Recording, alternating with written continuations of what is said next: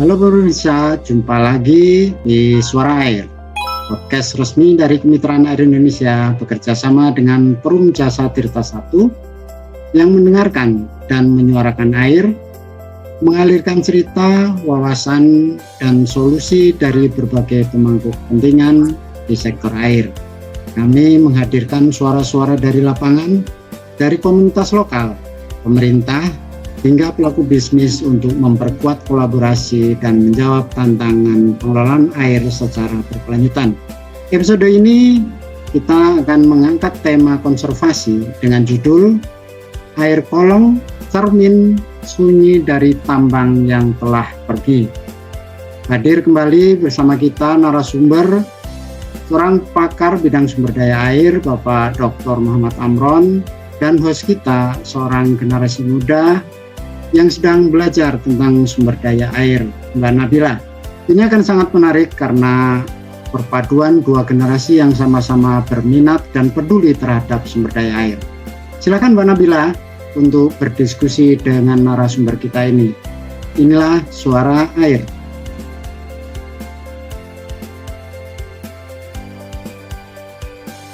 Baik, terima kasih banyak Pak Usman. Saya ucapkan terima kasih kepada Bapak Amron selaku pakar sumber daya air yang telah hadir pada malam hari ini. Baik, saya mulai. Di tengah tanah bekas tambang, terbentuklah cekungan. Sunyi, luas, dan dalam. Kolong, begitu masyarakat menyebutnya. Air mengisi luka-luka bumi, membentuk danau-danau tak bernama, biru kehijauan, tenang dari kejauhan, tapi menyimpan tanya, apakah ini berkah tersembunyi atau sisa luka yang belum pulih? Kolong adalah cermin sunyi dari tambang yang telah pergi. Ia memantulkan wajah kita, generasi pewaris, generasi yang ditantang untuk memilih apakah merawat atau mengabaikan.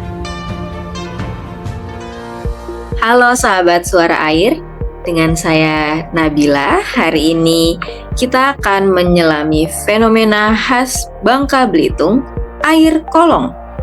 Bersama saya seperti biasa dan juga Bapak Amron selaku pakar sumber daya air. Selamat datang Bapak. Selamat datang kembali. Ya, ini kolong memang unik ya. Lahir dari luka tambang, tapi kini jadi bagian dari lanskap, bahkan juga kehidupan masyarakat.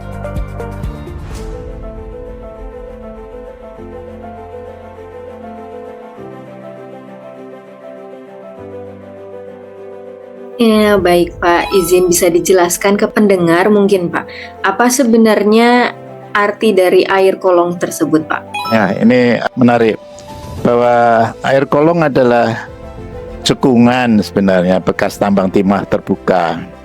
Setelah alat berat pergi, hujan dan rembesan air tanah mengisinya, membentuk danau buatan, tetapi sepertinya alami. Di Bangka Belitung itu jumlahnya ribuan. Dan banyak kolong ini juga usianya masih muda, sekitar 15-20 tahun. Tapi meski baru belia, mereka sudah menjadi bagian penting dari kehidupan sehari-hari masyarakat Bangka Belitung. Baik, jadi kolong itu semacam bekas luka tambang gitu ya Pak ya? Karena tadinya ada di sana ada tambang, makanya berubah jadi kolam-kolam besar seperti itu ya Pak ya? Ya, betul. Tapi ini kualitas airnya ini yang perlu menjadi perhatian karena sangat bervariasi. Jadi ini ada kolong yang pH-nya itu relatif aman, pH 6 sampai 7. Tapi juga ada yang pH-nya cukup rendah. Jadi ini sampai pH 5. Bahkan beberapa mengandung logam berat seperti mangan atau timbal. Jadi ini harus hati-hati.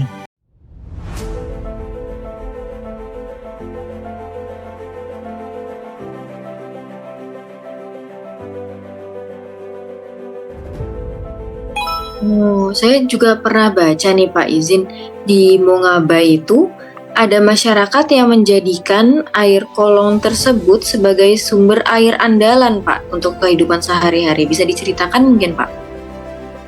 Oh iya, benar. Kolong seperti ini ada namanya Merawang, ada Kacang Pedang, Tobo Ali, hingga air anyir itu sudah dimanfaatkan oleh warga. Ada yang digunakan untuk kebutuhan rumah tangga malah. Ada juga untuk budidaya ikan air tawar seperti lele, nila, dan gurami. Tapi selain itu juga kolong dapat dijadikan atau sudah dijadikan destinasi wisata. Warna air yang hijau kebiruan menjadikannya spot foto untuk memancing, bahkan wahana perahu dan sepeda air. Jadi paradoks nih ya Pak ya, karena dari luka tambang bisa jadi sumber harapan bagi masyarakat sekitar. Ya, betul. Tapi jangan lupa bahwa semua itu harus dengan pengawasan. Air kolong bukanlah mata air murni, melainkan warisan tambang, dan itu butuh dikelola dengan baik.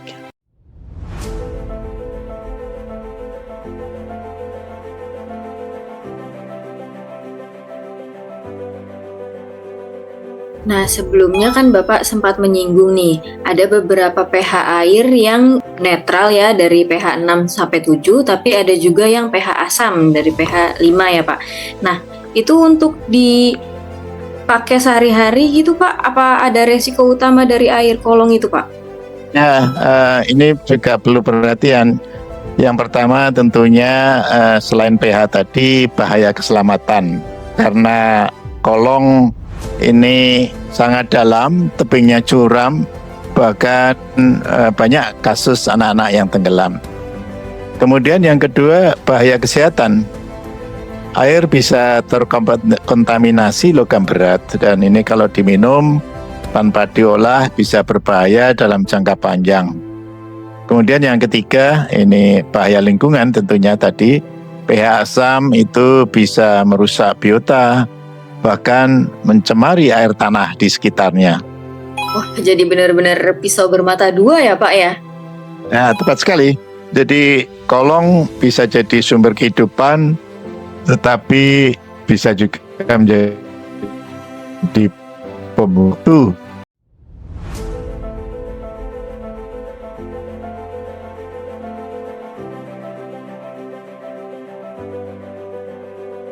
Wah, kalau begitu kira-kira apa nih Pak langkah yang dapat dilakukan oleh masyarakat agar kolong ini aman untuk dimanfaatkan sehari-hari dan untuk keperluan lainnya? Oh ya, tentunya ada beberapa hal yang perlu dilihat, karena ujian kualitas air rutin. Jadi ini diharapkan pemerintah daerah dan masyarakat perlu mengetahui pH, kemudian juga kandungan logam dan juga bakteriologinya juga perlu dilihat.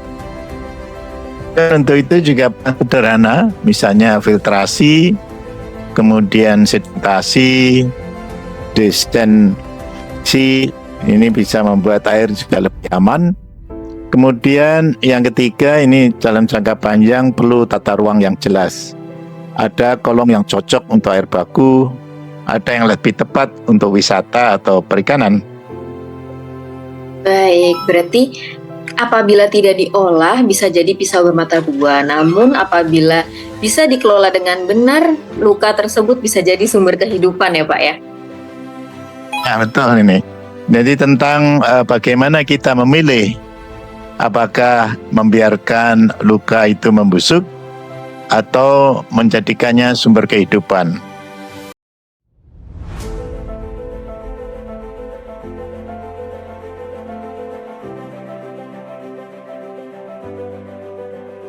Saya merasa kolong ini seperti cermin ya Pak. Ia memperlihatkan wajah kita. Apakah kita menjadi generasi yang mewarisi luka atau generasi yang mampu menyembuhkan? Pertanyaan yang bagus. Jadi ini generasi muda harus sadar bahwa sumber daya air itu terbatas. Mereka juga bisa ikut mengawasi kolong, mencegah pencemaran baru, dan bahkan menemukan teknologi sederhana untuk mengelola air kolong. Jadi masa depan kolong juga bisa jadi masa depan kita ya Pak? Ya, kalau kita ingat bahwa air adalah wajah peradaban kita. Bagaimana kita memperlakukan kolong, begitu pula wajah kita di masa depan.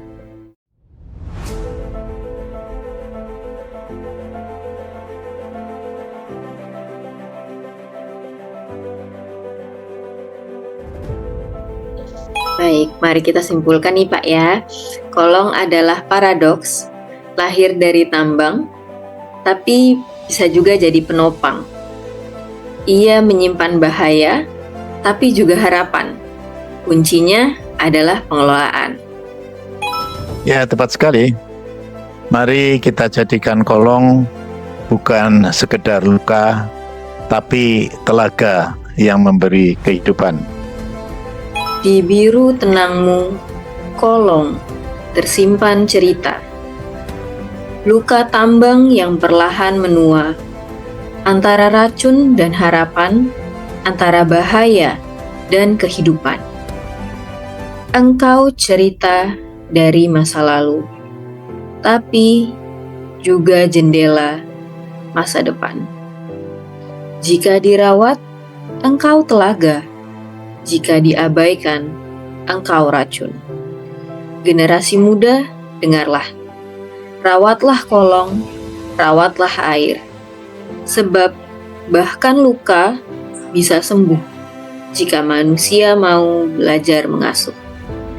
Terima kasih kepada sahabat Suara Air yang telah menyimak episode ke-13. Ingat, suara air adalah suara masa depan. Dengarkan, rawat, dan teruskan.